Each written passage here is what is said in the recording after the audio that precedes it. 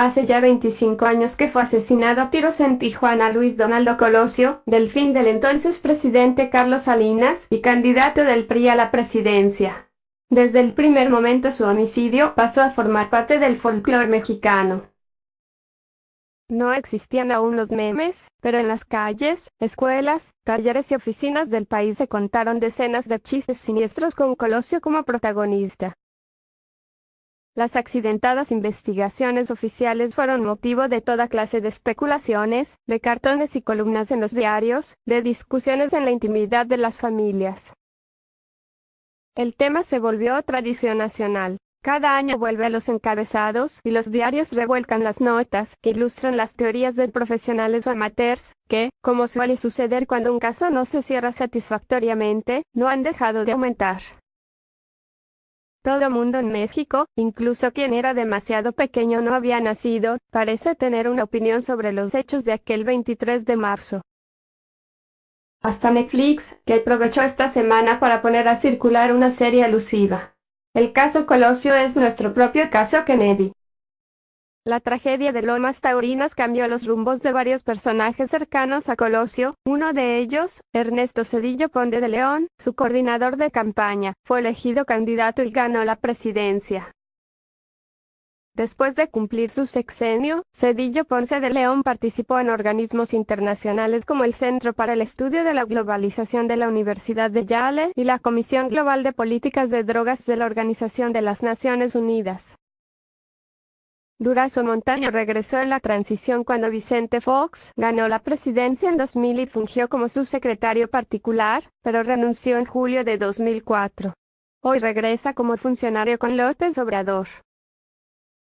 Víctor Samuel Palma César, quien fue coordinador de asesores en la campaña de Colosio, fue diputado federal y luego presidió la Comisión de Diagnóstico del Comité Ejecutivo Nacional del Partido Revolucionario Institucional, PRI.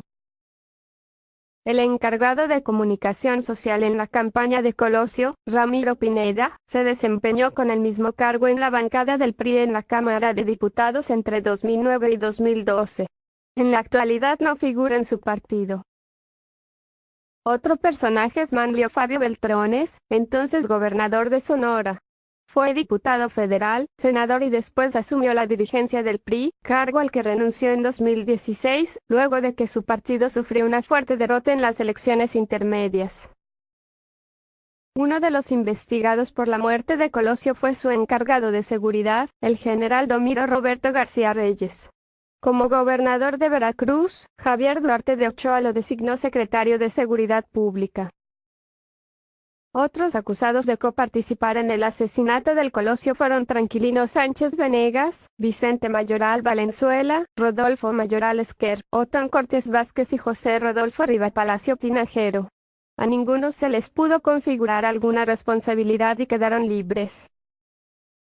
Las tinieblas que rodearon al crimen siguen sin disiparse. Pese a que se detuvo en flagrancia a un asesino, Mario Aburto, quien sigue preso, la madeja de teorías, dichos, matices y desmentidos de los fiscales especiales, y del gobierno en general, nunca fue desenredada. Se habló de conspiración y luego se optó por la teoría del tirador único, a la vez que la prensa especializada recibía un bombardeo de filtraciones sobre las señales ominosas y los pleitos soterrados y abiertos al interior del gobierno de Carlos Salinas que rodearon el asesinato.